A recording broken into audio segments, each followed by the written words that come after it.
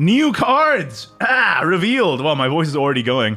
Musketeer's Vow, Swordcraft Legendary, 5 play point. Looks like it's all of the 3 Musketeers plus that other guy, D'Artagnan, who I believe is the protagonist of that story. I have not actually read it, I'll be honest with you.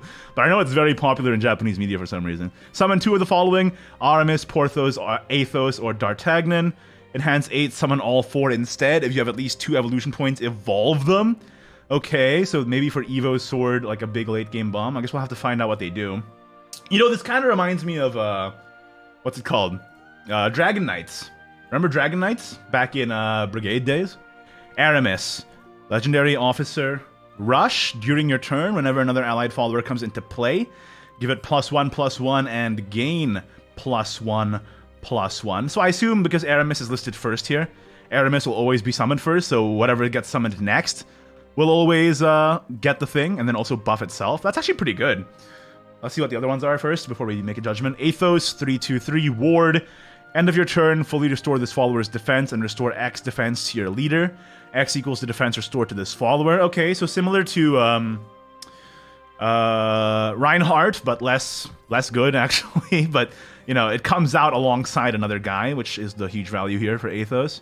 So you get to play Aramis Athos, for example. Athos becomes a 3/4. Then you evolve the Athos.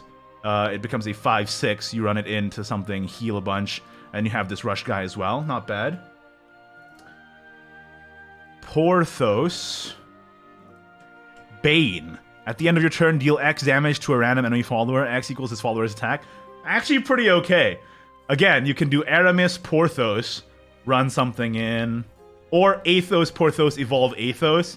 I think that's the real power of this, is how flexible it is, right? And then D'Artagnan, he has such protagonist energy. Storm! If there are any allied Porthoses, gain +1/+1. If there are any allied Athoses, gain +1/+1. Okay, yeah, so good card. You can answer the board, you can heal, you can rush, you can buff.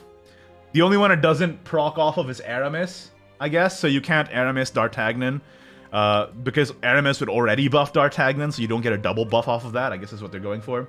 And maybe that's a... Wait, does it also get... Yeah. So it doesn't have its own Aramis buff, it just gains from Aramis, so you can't double buff is what I mean. So that's kind of the consideration there, I suppose. So... Oh man, this is so flexible. This card is so flexible. And so good. So yeah, because you have a Rush for board, or Porthos for board, this for heal, and if you're ahead, you can just play it for D'Artagnan, right? You can play it for, oh, it's so strong.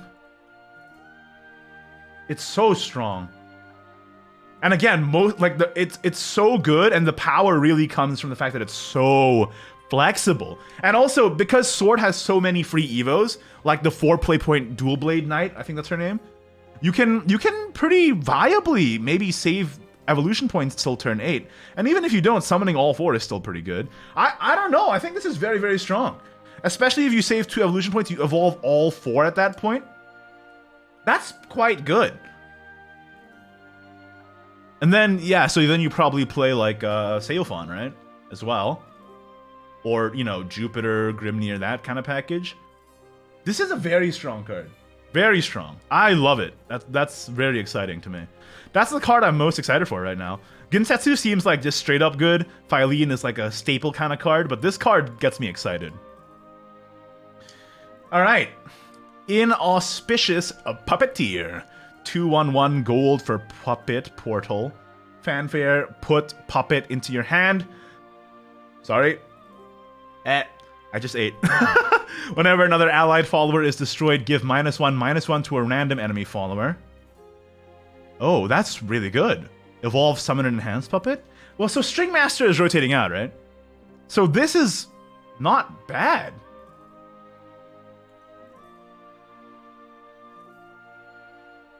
It's because it gets you the Puppet on Fanfare, first of all, which is always a plus. Sometimes, like, the cards give you on last words, which is so underwhelming. So you immediately get it, and then you also can just immediately play it and, like, deal with a 2/2, for example, right?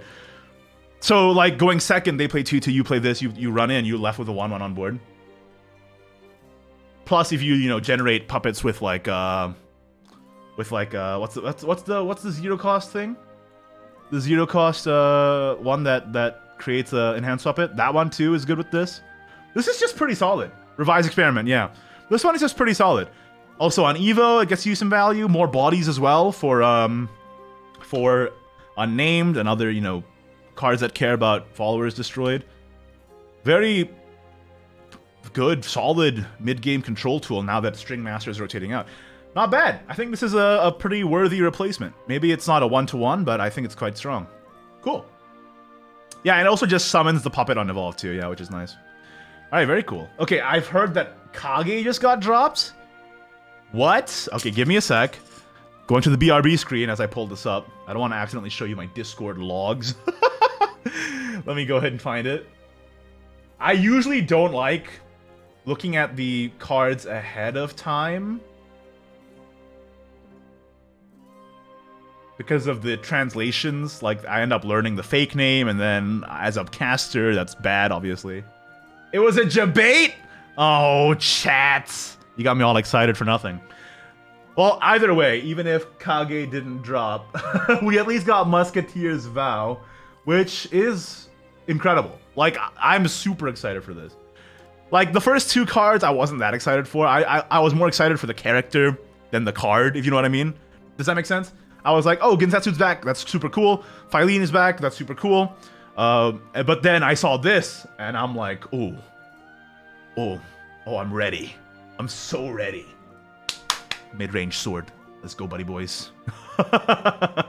It's time. Or Evo sword, I mean. That too. Woo! Okay. Well, that's it for this video. Like it if you did, don't if you didn't. Subscribe for more Shadowverse content in the very near future.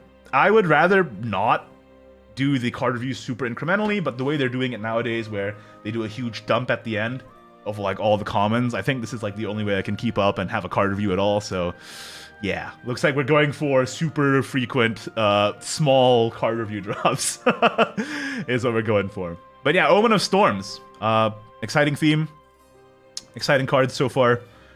We'll just have to see how it shakes out near the end. I might do like a rapid fire going through all the cards near the end. Again, depends on if I have time and how late they drop. I really wish they would drop them earlier, but anyway, that's neither here nor there. Whatever. That's it for this video. That was just a little rant near the end. Bye. Peace.